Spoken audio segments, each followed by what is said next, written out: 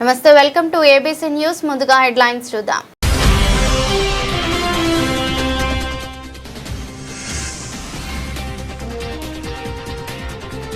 యేసుక్రీస్తు మరణం ద్వారా మానవాళికి రక్షణ కలిగింది గుడ్ ఫ్రైడే క్రైస్తవుల ర్యాలీ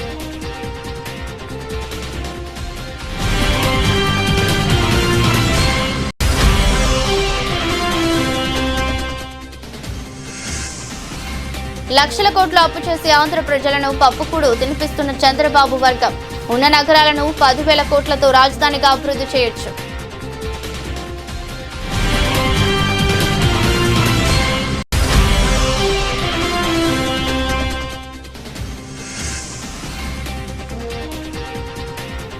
జయకంపూడి గణేష్ జన్మదిన వేడుకలలో భాగంగా శుక్రవారం ఉదయం మెగా రక్తదాన శిబిరం.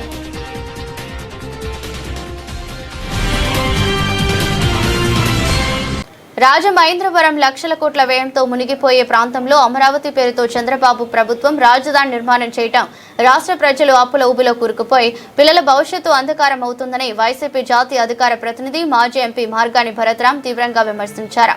స్థానిక పార్టీ కార్యాలయంలో శుక్రవారం మీడియాతో సమావేశంలో మాట్లాడుతూ దేశంలో ఏ రాష్ట్రానికి రాజధాని మధ్య ప్రాంతంలో లేదని, ఏ రాజధాని కూడా ఒక రోజులో ఒక సంవత్సరంలో నిర్మాణం జరగలేదని 100 ఏళ్లు జరిగాయని అన్నారు.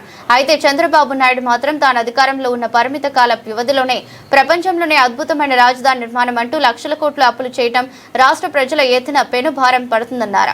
లక్షల కోట్ల అప్పులతో నిర్మించే రాజధాని అమరావతి నిర్మాణం పట్ల భవిష్యత్ తరాలను అప్పుల ఊబిలోకి నెడుతున్న చంద్రబాబు కూటమి ప్రభుత్వ చర్యల పట్ల రాష్ట్ర ప్రజలు ఆలోచించుకోవాలని విజ్ఞప్తి చేశారు. ఉద్దేశంతో అక్కడ లెజిస్లేటివ్ క్యాపిటల్ చేశారు. ఇదే అమరావతి రైతులకి, పేద రైతులకి పెన్షన్ కిందన చంద్రబాబు నాయుడు గారు 2,500 రూపాయలు ఇచ్చేవారు. జగనన్న ప్రభుత్వం వచ్చిన తర్వాత అమరావతి రైతులకు అన్యాయం జరగకూడదని ఆ 2,500 5,000 రూపాయలు చేసిన వ్యక్తి జగనన్న. ఎక్కడ అన్యాయం చేశారండి? నేను ఇవాళ అడుగుతా ఉన్నా, మీరు గ్రోత్ ఇంజన్ అని చెప్తున్నారు. ఎక్కడ గ్రోత్ ఇంజన్ అవుతుంది? ఎలా గ్రోత్ ఇంజన్ అవుతుంది? అది ప్రజలకు చెప్పాల్సిన అవసరం ఉంది. నేను అడుగుతా ఉన్నా, నిజంగానే కనుక ఒక పోర్ట్ సిటీ, ఇప్పుడు ప్రతిదీ కూడా మనం చూసుకున్నాం. అటు చెన్నై ఏమి తమిళనాడుకు మధ్యలో లేదే, అటు బాంబే ఏమి మహారాష్ట్రకి మధ్యలో లేదే, అటు కోల్కతా ఏమి వెస్ట్ బెంగాల్కి మధ్యలో లేదే, అదేవిధంగా బెంగళూరు కూడా. అదే కనుక నిజంగా విశాఖపట్నమే కనుక క్యాపిటల్ అయితే ఒక 5 సంవత్సరాలతో మనం కంప్లీట్ చేస్తాం. ఇప్పుడు ఎలాగా మీరు విశాఖపట్నాన్ని ఒప్పుకోవట్లేదు, సరే అది పక్కన పెట్టండి. పోనీ అదే ప్రాంతంలో జగనన్న ఏం చెప్పాడు? మచిలీపట్నము, విజయవాడ, గుంటూరు ఈ 3 కలిపి ఒక కారిడార్ కింద తీసుకుని ఒక మంచి నేషనల్ హైవే కనెక్టివిటీ ఆల్రెడీ ఉంది, అవసరమైతే దానికి చుట్టూరు రింగ్ తిప్పి ఒక పోర్ట్ కనెక్టివిటీ రోడ్డు కనుక దాన్ని ప్రాపర్గా చేస్తే ఇప్పుడు క్యాపిటల్స్ అన్నీ ఎట్లా వచ్చినాయండి? చెన్నై ఏమి ఒక రోజులో ఏమి, లేకపోతే ఒక సంవత్సరంలోనో 10 సంవత్సరాల్లోనో ఒక 50 సంవత్సరాల్లో డెవలప్ అయిన సిటీ ఏం కాదు కదా, 100 సంవత్సరాలు పట్టింది. అదే రకంగా హైదరాబాద్ 400 సంవత్సరాల చరిత్ర, బాంబే 100 సంవత్సరాల చరిత్ర, ఢిల్లీ అప్పుడు బ్రిటిష్ వాళ్ళ కాలంలో పెద్ద పెద్ద భవనాలు కట్టి ఒక అద్భుతమైన మాస్టర్ ప్లాన్ తీసుకుని వచ్చి 100 సంవత్సరాలు పట్టింది. నేను అమరావతిని నేను స్క్రాచ్ నుంచి స్టార్ట్ చేస్తానని అంటే మరి నిజంగా అమరావతి ప్రజలనే కాదు, ఆంధ్రప్రదేశ్ రాష్ట్ర ప్రజల యొక్క సెంటిమెంట్ని, ఇమోషన్ని మరి రెచ్చగొట్టి, నేను అడుగుతా ఉన్నా, రెచ్చగొట్టి అప్పు చేసి పప్పుగూడు చేస్తారా అని అడుగుతా ఉన్నా. జగన్మోహన్ రెడ్డి గారు చాలా ప్రాక్టికల్గా మాట్లాడారు. నేను ఆ ప్రెస్ మీట్ కూడా మేము చూసినప్పుడు జగనన్న అంటే నిజంగా మాకు రాజకీయాలు ప్రాపర్గా మీడియాలో తీసుకొచ్చి పంపు కొట్టడము చేత కాలేదు. ఆయన ప్రాక్టికల్గా మాట్లాడాడు. ఆ 2 లక్షల కోట్లు కనీసం ఒక 10,000 కోట్ల రూపాయలు మచిలీపట్నం, విజయవాడ, గుంటూరు మధ్యలో కనుక మనం ఇన్వెస్ట్ చేస్తే ఫ్యూచర్ బాగుంటుంది, ఇమీడియట్గా పట్టాలు ఎక్కుతుంది. ఒక 5 సంవత్సరాల్లో 10 సంవత్సరాల్లోనో హైదరాబాద్, బెంగళూరుతో పోటీ పడతాము అన్న ఒక ఉద్దేశమే కదా. ఒక పోర్ట్ ఉంటే అది అది గ్రోత్ ఇంజన్ అవుతుంది. ఆ ఉద్దేశంలో మాట్లాడితే సోషల్ మీడియాలో ఇష్టం వచ్చినట్టు ఎవడికి పడతాడు నోటికి వచ్చిన మాటలు మాట్లాడుతున్నారు. నేను ఇవాళ అడుగుతా ఉన్నా, భావితరాల యొక్క ఫ్యూచర్ని దృష్టిలో పెట్టుకుని ఇవాళ మేము తిట్లు తినడానికి కూడా రెడీయే, కానీ భావితరాల యొక్క ఫ్యూచర్ని దృష్టిలో పెట్టుకుని మన పిల్లల యొక్క భవిష్యత్తును దృష్టిలో పెట్టుకుని జగన్మోహన్ రెడ్డి గారు ఒక గ్రోత్ ఇంజన్ కావాలండి. ఆయన చెప్పిన మాట ఏంటి, ఒక సిటీ డెవలప్ అవ్వాలి అని అంటే ఆల్రెడీ కొంత డెవలప్ అయిన సిటీని మనకి ఆంధ్రప్రదేశ్లో ది బెస్ట్ సిటీ ఏంటండి, విశాఖపట్నం, తర్వాత విజయవాడ. సరే, వైఎస్ఆర్సీపీ నాయకుడు జక్కంపూడి గణేష్ జన్మదినం పురస్కరించుకుని మెగా రక్తదాన శిబిరం రాజమహేంద్రవరం స్థానిక తుమ్మలావ 36 వార్డులో అంగులూరి దుర్గాప్రసాద్ అలియాస్ జిమ్ నాని ఆధ్వర్యంలో ఏప్రిల్ 4న జక్కంపూడి గణేష్ జన్మదిన వేడుకల్లో భాగంగా శుక్రవారం ఉదయం మెగా రక్తదాన శిబిరాన్ని ఏర్పాటు చేశారు. ఈ శిబిరాన్ని రాజానగరం మాజీ ఎమ్మెల్యే జక్కంపూడి రాజా ప్రారంభించారు. అనంతరం మీడియాతో మాట్లాడుతూ తన సోదరుడు జక్కంపూడి గణేష్ ఎన్నో పుట్టినరోజులు జరుపుకోవాలని, రాజకీయంగా ఎంతో ఎత్తుకు ఎదగాలని కోరుకున్నారు. కార్యక్రమంలో సిటీఆర్ఐ బాసి, కేఆర్జే రాజేష్, నల్ల రాజేష్, కొరుమూరి వెంకట సతీష్, ఇప్పాను సూరిబాబు, ఆదిబాబు, మామిడి శ్రీ రాజేష్, దేవసాయి అవినాష్, పిల్లా వెంకట భార్గవ్, పప్పు దుర్గాప్రసాద్, నగేష్, సత్యనారాయణమూర్తి, వెంకట సాయి తదితరులు పాల్గొన్నారు. రేపు తమ్ముడు జక్కంపూడి గణేష్ పుట్టినరోజు సందర్భంగా చాలామంది స్నేహితులు అనేక సేవా కార్యక్రమాలని నిర్వహిస్తూ ఉన్నారు. మరి ఇవాళ నాని, అంగులూరు నాని మా కుటుంబానికి మాకు కావాల్సినటువంటి వ్యక్తి. మరి గణేష్ మీద ఉన్నటువంటి అమితమైనటువంటి అభిమానం, ప్రేమతో 10 మందికి ఉపయోగపడేటటువంటి కార్యక్రమం ఏదైనా చెయ్యాలి అనేటువంటి ఆలోచన చేసి ఇవాళ రక్తదాన శిబిరాన్ని నిర్వహించడం జరుగుతూ ఉంది. రక్తం అనేటువంటిది ఎవరం కూడా మనం తయారు చేయగలిగేటటువంటి వస్తువు కాదండి. ఆపదలో ఉన్నటువంటి వారికి ఆపద్బాంధవులాగా రక్తదానం చేసేటటువంటి వ్యక్తి ఖచ్చితంగా అనిపిస్తూ ఉంటాడు. మరి అటువంటి రక్తదాన కార్యక్రమాన్ని ఇక్కడ doctor YSR Jakkampudi Rammohan Rao foundation సంబంధించినటువంటి బ్లడ్ బ్యాంక్తో కూడా వారి యొక్క సిబ్బందితో కలిసి మరి వాళ్ళు రక్తదానం చేసేటటువంటి వారు అందరినీ కూడా ఇక్కడ తీసుకొచ్చి ఇంత చక్కటి కార్యక్రమం నిర్వహిస్తూ ఉన్నందుకు నానిని కూడా ప్రత్యేకమైనటువంటి అభినందనలు తెలియజేస్తూ, మరి గణేష్ రాజకీయంగా ఏం పదవులు చేశాడనేటువంటి దానికంటే కూడా కొన్ని వేల మంది అభిమానాన్ని సంపాదించుకున్నాడు. తన స్నేహితులు తన కోసం ప్రాణం పెట్టేటటువంటి స్థాయిలో ఈవేళ మరి యొక్క అభిమానాన్ని సంపాదించుకున్నాడని అంటే చాలా అరుదుగా, చాలా తక్కువ మంది నాయకులు మాత్రమే బహుశా మామూలుగా ఏదో పదవులు పొందడమో లేకపోతే రాజకీయంగా ఏదో 4 అడుగులు పైకి ఎక్కడం వేరు. నిజమైనటువంటి అభిమానాన్ని సంపాదించుకున్నటువంటి వాళ్ళు చాలా తక్కువ మంది. అంటే అది ఊరికినే రాదు. ఎవరికైనా ఏదైనా కష్టం వస్తే అది అర్ధరాత్రి అయినా అపరాత్రి అయినా క్షణాల్లో అక్కడ వాలేటటువంటి గుణం ఉండాలి. ఎంతకైనా తెగించి మనవాడి కోసం నిలబడాలి అనేటువంటి తత్వం వాళ్ళు ఉన్నప్పుడే మనతో పాటు ఉండేటటువంటి వాళ్ళు మనకు ప్రాణం పెట్టేంత దాకా కూడా నడుస్తారు మనతో. సో అటువంటి అభిమానాన్ని సంపాదించుకున్నటువంటి గణేష్కి కూడా మరి దేవుడు మరింత ఆరోగ్యాన్ని ఇవ్వాలని, రాజకీయంగా కూడా మరింత ఉన్నత పదవులు కూడా ఖచ్చితంగా వెళ్తాడు ముందుకి. ఆ దేవుడి యొక్క ఆశీర్వాదంతో మరింత ఆరోగ్యం కూడా రావాలని చెప్పి కూడా మనస్ఫూర్తిగా కోరుకుంటాను. Thank you. అందరికీ నమస్కారం. నా పేరు అంగులూరు దుర్గాప్రసాద్. నేను మన జక్కంపూడి ఫాలోవర్ని. అలాగే జక్కంపూడి గణేష్ అన్న అంటే మాకు చాలా అభిమానం. ఆయన చేసే సేవా కార్యక్రమాలు కానీ, ఆయన పిల్లల మీద చూపించే ప్రేమ, అనురాగం కానీ, వాళ్ళకి ఫీజులు కట్టడంలో కానీ, ఒక స్పోర్ట్స్ మ్యాన్కి ఎంకరేజ్ చేసే విధంగా కానీ, ఇలాంటి పర్సన్కి నేనంటూ ఒక చేదోడుగా ఉండాలని, వాళ్ళ అడుగుజాడల్లో నడవాలని చెప్పి కూడా నేను వాళ్ళని ఇన్స్పిరేషన్గా తీసుకొని ఇలా బ్లడ్ డొనేషన్ క్యాంప్ అని, ఫుడ్ డొనేషన్స్ అని చాలా క్యాంపులు చేస్తూనే ఉన్నాము. ఇక్కడ రానున్న రోజుల్లో జక్కంపూడి గణేష్ అనే వ్యక్తి అన్నయ్యకి మంచి పదవి ఇస్తే మేము కూడా మంచిగా సపోర్ట్ చేస్తూ అన్నయ్యను ఒక మంచి స్థాయికి తీసుకెళ్లాలని ఇలాంటి సేవా కార్యక్రమాలు చేద్దామని నిర్ణయిస్తున్నాం. ప్రజెంట్ అయితే ఇప్పుడు 100 మంది రిజిస్టర్ అయ్యారు. ఇంకా చూడాలి, దీన్ని బట్టి ఏమవుతుందో చూసి దాన్ని బట్టి జయప్రదం చేయాల్సిందిగా కోరుతున్నాం. నా ఫ్రెండ్ సర్కిల్కి కానీ, నా కూడా ఉండే నా తమ్ముళ్ళకి కానీ ప్రత్యేకంగా థ్యాంక్ యూ, కృతజ్ఞతలు తెలుపుతున్నాను. ఎందుకంటే నేను చేసే ప్రతి దాంట్లో కూడా నాకు తోడుంటూ, నా వెన్నుంటూ అన్న మేము కూడా ఉన్నాము నీ తరపు అనుకుంటూ నా తమ్ముళ్ళు అందరూ కూడా నా తోడు నడవడం జరుగుతుంది. వీళ్ళందరికీ కూడా ప్రత్యేకంగా కృతజ్ఞతలు తెలుపుతున్నాను. జక్కంపూడి ఫౌండేషన్ కూడా థ్యాంక్ యూ సో మచ్. అనే advance happy birthday. Many more appreciations of the day. Last year కన్నా ఈ ఇయర్ మీరు మంచి పదవులు చూడాలని, ఆ దేవుడు మీకు మంచి హెల్త్ ఇవ్వాలని, మీరు మంచి ఉన్నత స్థాయి చూడాలని కూడా మనస్ఫూర్తిగా కోరుకున్నాం. Thank you once again. Happy birthday అన్నయ్య. జై జక్కంపూడి, జై జక్కంపూడి, జై జక్కంపూడి, జై జక్కంపూడి, జై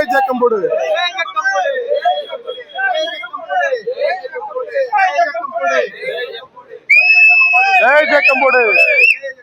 ఆంధ్రప్రదేశ్ రాష్ట్ర శాశ్వత రాజధానిగా అమరావతి అని లోక్సభలో బిల్లు ప్రవేశపెట్టిన కూటమి ప్రభుత్వం ఆ బిల్లును ఆమోదించిన కేంద్ర ప్రభుత్వానికి కృతజ్ఞతలు తెలుపుతూ కాకినాడ జిల్లా పెద్దాపురం నియోజకవర్గంలో కాకినాడ జిల్లా జనసేన పార్టీ అధ్యక్షులు డీసీసీబీ చైర్మన్ తుమ్మల రామస్వామి బాబు ఆధ్వర్యంలో అట్టహాసంగా ఆనంద ఉత్సవాలు నిర్వహించారు. ప్రమిదలో దీపాలు వెలిగించి వెలుగుల మధ్య అమరావతి వచ్చిందనే నినాదంతో మిఠాయిలు పంచుకుని సంబరాలు జరుపుకున్నారు. కాకినాడ జిల్లా జనసేన పార్టీ అధ్యక్షులు తుమ్మల రామస్వామి బాబు తనయులు తుమ్మల రేష్మంత్ కార్యక్రమానికి ముఖ్య అతిథిగా విచ్చేసి అమరావతి బిల్లును ప్రవేశపెట్టినందుకు కేంద్రానికి ధన్యవాదాలు తెలుపుతూ దీపాలు వెలిగించారు.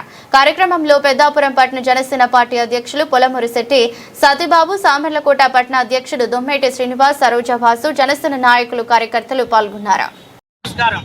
ఆంధ్రప్రదేశ్ లో కాకినాడ జిల్లాలో పెద్దాపురం పట్టణంలో పెద్దాపురం నియోజకవర్గంలో మన నాయకులైనటువంటి తుమ్మల బాబు గారి యొక్క ఆదేశాల మేరకు, మన పార్టీ అధ్యక్షులైనటువంటి పవన్ కళ్యాణ్ గారి యొక్క ఆదేశాల మేరకు ఈ రోజు మన సెంట్రల్లో ఢిల్లీలో మన అమరావతి గురించి బిల్లు ప్రవేశపెట్టినందుకు మనందరికీ కూడా చాలా ఆనందదాయకంగా ఉంది. ఇది రాష్ట్ర ప్రజలందరికీ కూడా ఒక పండుగ వాతావరణం కింద తీసుకొచ్చారు. ఒకే రాజధాని ఒకే అమరావతిలో ఉండాలనేది ఏకగ్రీవంగా తీర్మానం చేసినందుకు మన నరేంద్ర మోడీ గారి గవర్నమెంట్కి మా జనసేన పార్టీ తరఫున, అలాగే కూటమి తరఫున కూడా, ఆంధ్రప్రదేశ్ ప్రజలందరి తరఫున కూడా వారికి ప్రత్యేకమైనటువంటి ధన్యవాదాలు తెలియజేసుకుంటున్నాం.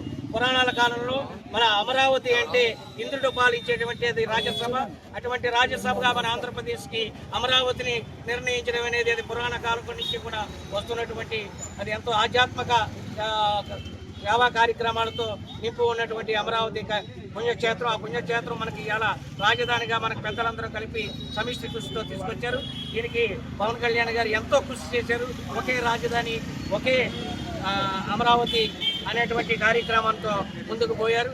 గత ప్రభుత్వంలో మూడు ముక్కలటాడి ప్రజల్ని మోసం చేసి అక్కడ రాజధాని, ఇక్కడ రాజధాని, అదిగో రాజధాని, ఇదిగో రాజధాని అని అలా నీళ్లు నవ్వుకుంటూ వచ్చారు.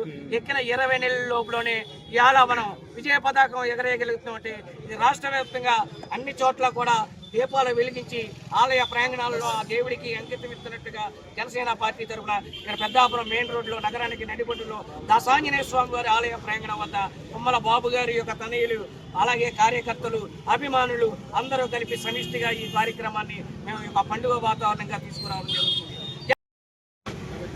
ఈరోజు పార్లమెంట్లో రాజ్యసభలో బిల్లు పాస్ చేయడం జరిగిందండి. అమరావతి సంబంధించి గతంలో రాష్ట్ర శాసనసభ మరియు విధాన మండలిలో బిల్లు పాస్ అయిన పిమ్మట లోక్సభకు తీసుకెళ్లి లోక్సభలో రాజ్యసభ మరియు లోక్సభలో కూడా బిల్లు పాస్ అయ్యి చట్టబద్ధత ఈరోజు కలిగింది. రేపు మన రాష్ట్రపతి గారి ఆమోదానికి ఒక్క అడుగు దూరంలో మాత్రమే ఉంది. దీని అంతటికీ మన పవన్ కళ్యాణ్ గారు అయితేనో, చంద్రబాబు నాయుడు గారు అయితేనో 7 సంవత్సరాల అర్వీరామ కృషి ఇందులో దాగి ఉందండి. అందరికీ అంటే ముందుగా మనం శుభాకాంక్షలు తెలియదర్చుకున్నది దానికి భూములు త్యాగం చేసిన రైతులకండి. ఈ విషయంలో మనందరం కూడా చాలా వాళ్ళకి రుణపడి ఉన్నామండి. రాజధాని భవిష్యత్తులో అది ఎంతగా ఎదుగుతుందంటే వాళ్ళ పునాదుల మీద నిలబడి ఈరోజు రాజధానిని ఏర్పాటు చేయడం జరిగింది. ఈ సందర్భంగా మన కేంద్ర జనసేన పార్టీ కార్యాలయం ఆదేశానుసారం పవన్ కళ్యాణ్ గారు, ఉదయ్ శ్రీనివాస్ గారు, మన తుమ్మల బాబు గారు ఆధ్వర్యంలో ఈరోజు మన పెద్దాపురం పట్టణం, పెద్దాపురం నియోజకవర్గం, సామలకోట పట్టణ నాయకులందరి ఆధ్వర్యంలో ఈరోజు దీపాలు వెలిగించుకొని మనందరి ఆనందోత్సాహాలని మన ఎన్డీఏ ప్రభుత్వం, కూటమి ప్రభుత్వానికి తెలియపరచడానికి ఈరోజు ఈ కార్యక్రమాన్ని ఏర్పాటు చేసుకున్నాం. ఈ కార్యక్రమంలో ముఖ్య అతిథులుగా మన తుమ్మల బాబు గారి అబ్బాయి అంజేష్ బాబు గారు మరియు రేవంత్ గారి ఆధ్వర్యంలో ఈ కార్యక్రమాన్ని దిగ్విజయంగా జరుపుకున్నామండి. జై ఎన్డీఏ కూటమి, జై అమరావతి, జై పవన్ కళ్యాణ్ గారు, జై తుమ్మల బాబు గారు, జై తంగెళ్ళ ఉదయ్ శ్రీనివాస్ గారు. అందరికీ ముఖ్యంగా కేంద్రంలో ఆమోదించిన నరేంద్ర మోడీ గారికి మన ఆంధ్రప్రదేశ్ ప్రజలందరూ రుణపడి ఉంటారని తెలియజేసుకుంటున్నాం.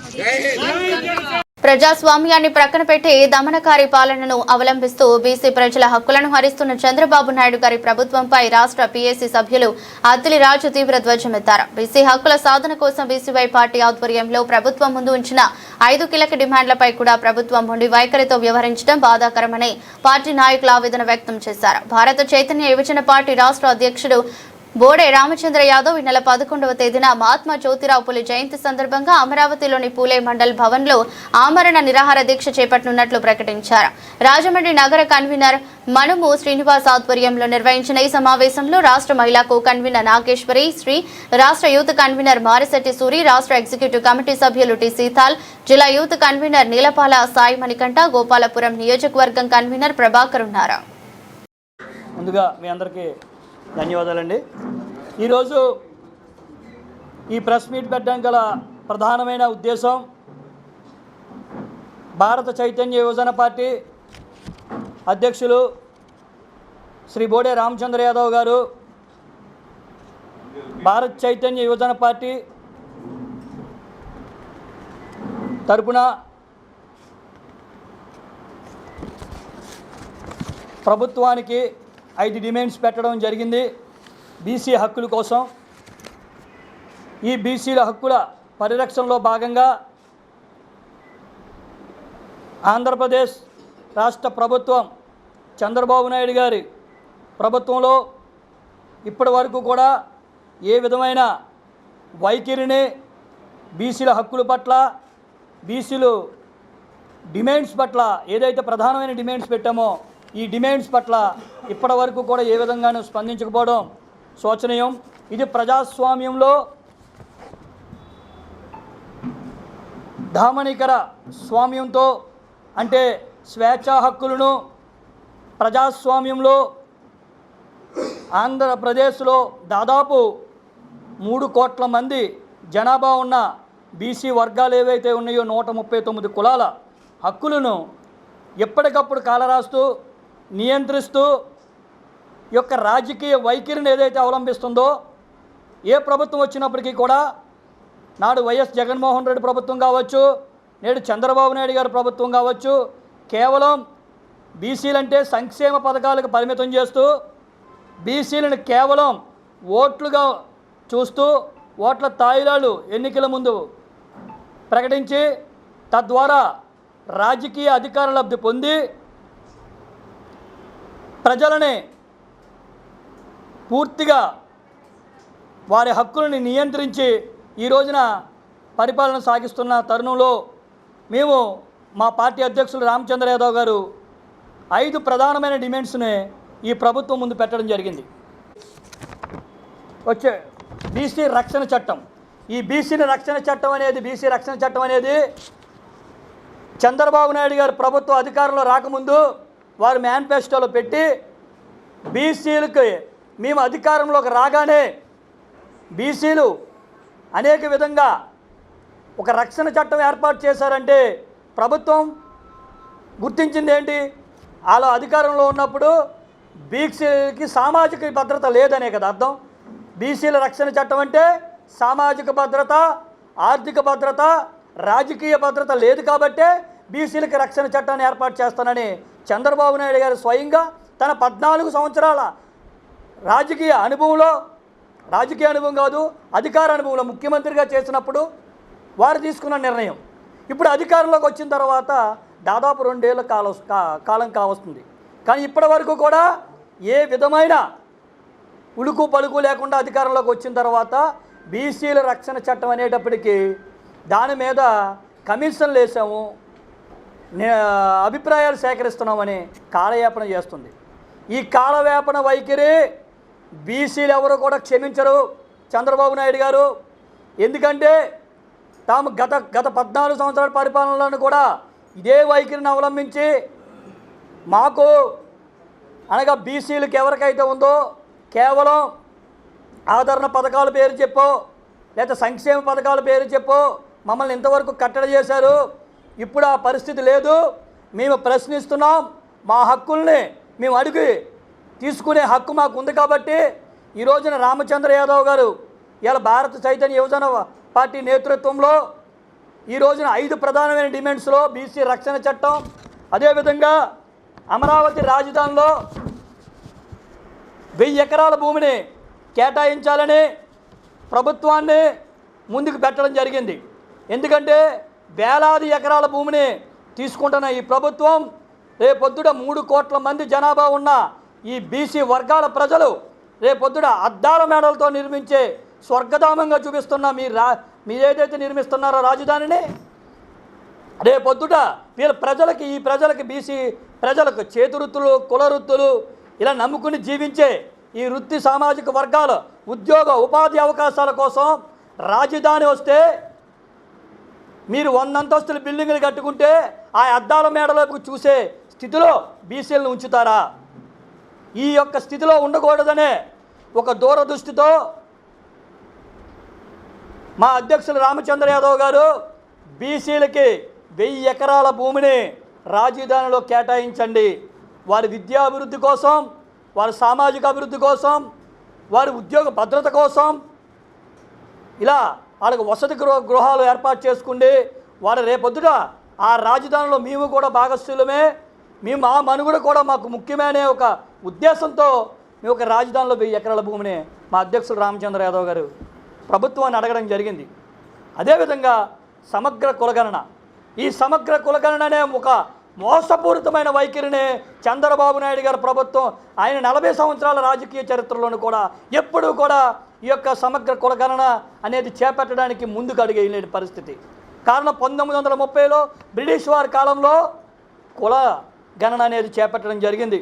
అప్పటి నుంచి ఇప్పటి వరకు కూడా ఏ విధమైన కులగణన చేపట్టకపోవడం అనేది ఈ భారతదేశంలో కాదు, ఆంధ్రప్రదేశ్లో అతి ముఖ్యంగా వీళ్ళ బీసీల పట్ల ఏ వైఖరి ఉందో అనేది బీసీ ప్రజలందరూ కూడా గుర్తెరగాలి. 45% ఓట్లతోనే మీరు గెలవడం జరుగుతుంది. ఆ విషయాన్ని మీరు విస్మరిస్తే ఖబర్దార్, మీరు గుర్తుపెట్టుకోండి.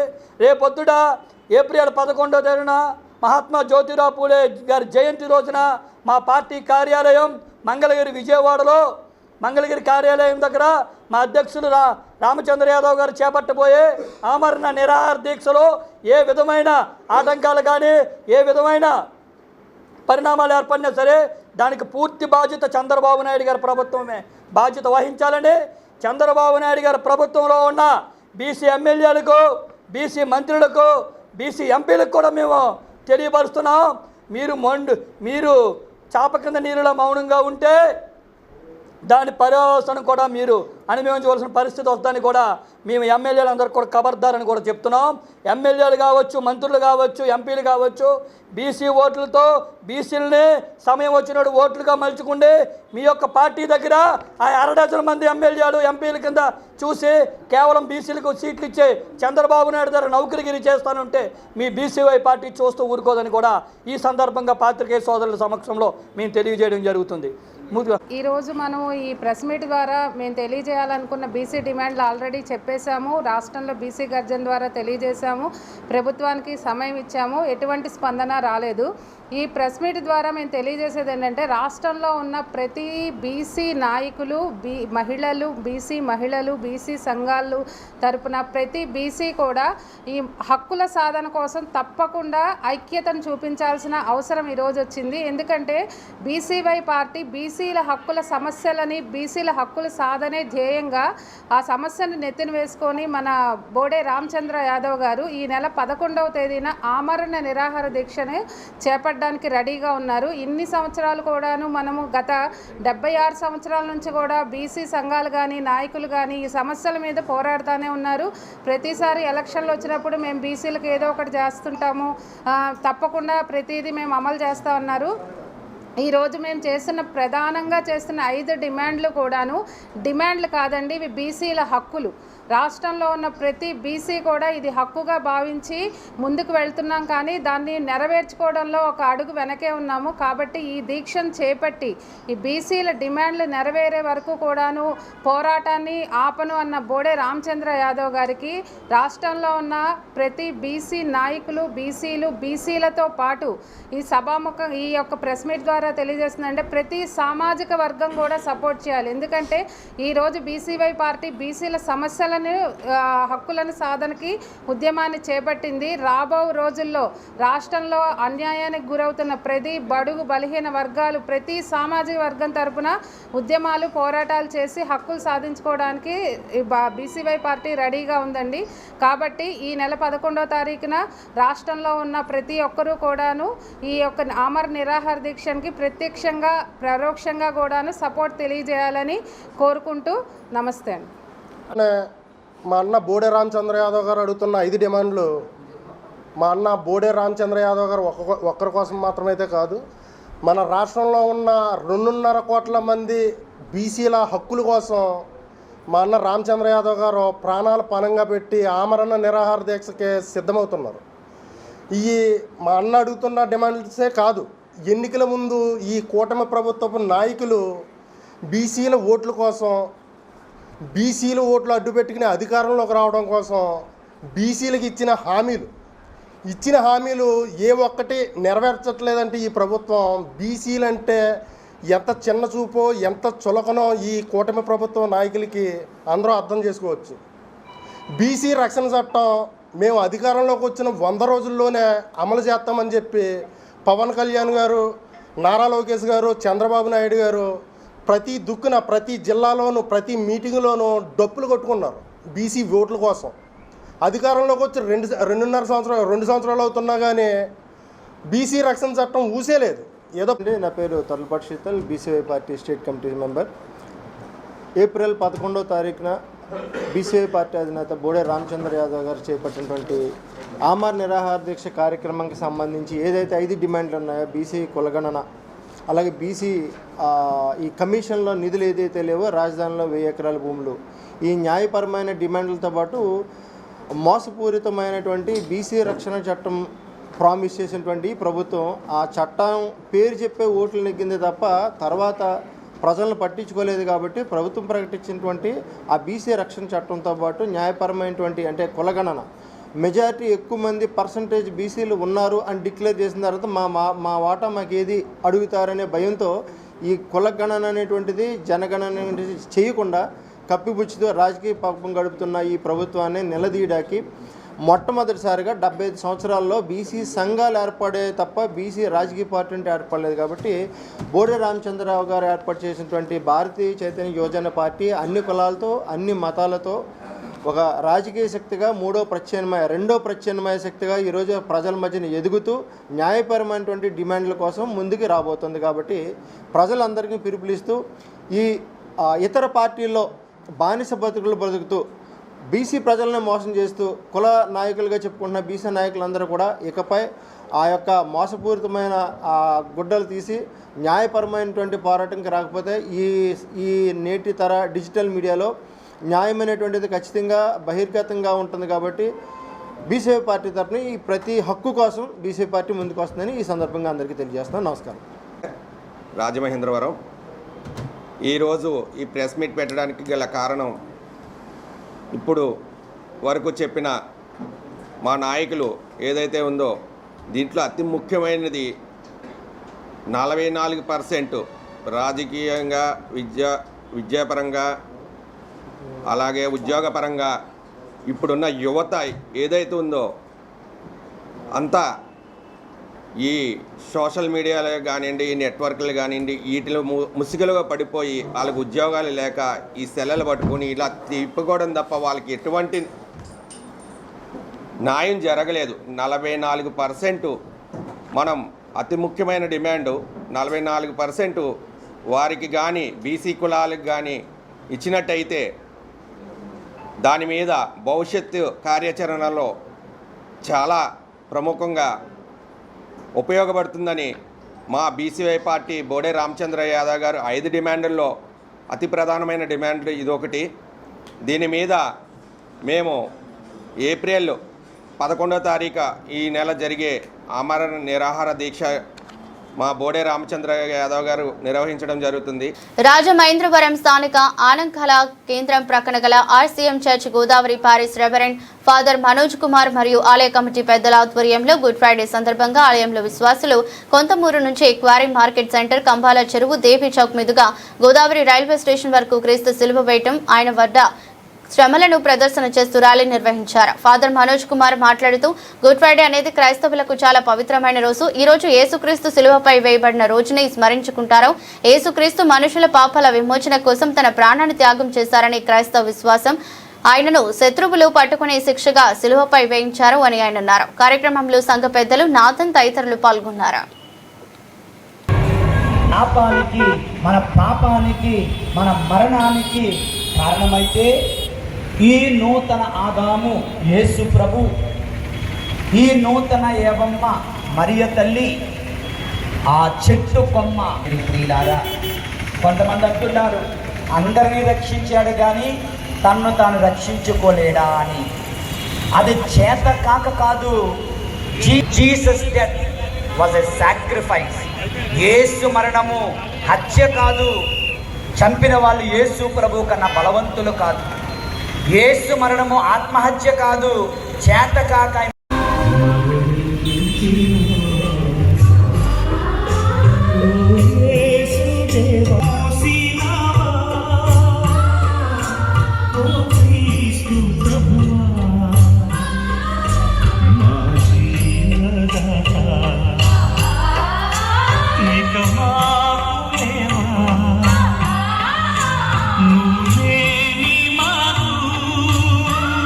వార్తలు ముగించే ముందు మరోసారి హెడ్లైన్స్.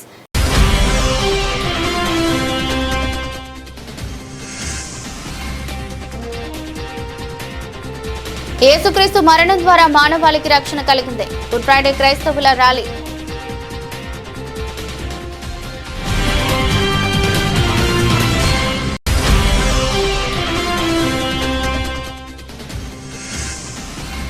లక్షల కోట్ల అప్పు చేసి ఆంధ్ర ప్రజలను పప్పుకూడు తినిపిస్తున్న చంద్రబాబు వర్గం. ఉన్న నగరాలను 10,000 కోట్లతో రాజధానిగా అభివృద్ధి చేయొచ్చు.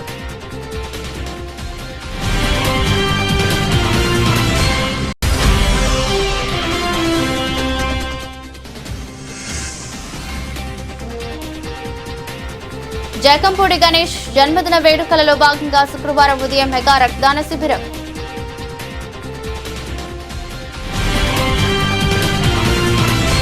ఇదే బులెటిన్. మరో బులెటిన్లో మళ్ళీ కలుద్దాం. అంతవరకు సెలవు. నమస్కారం.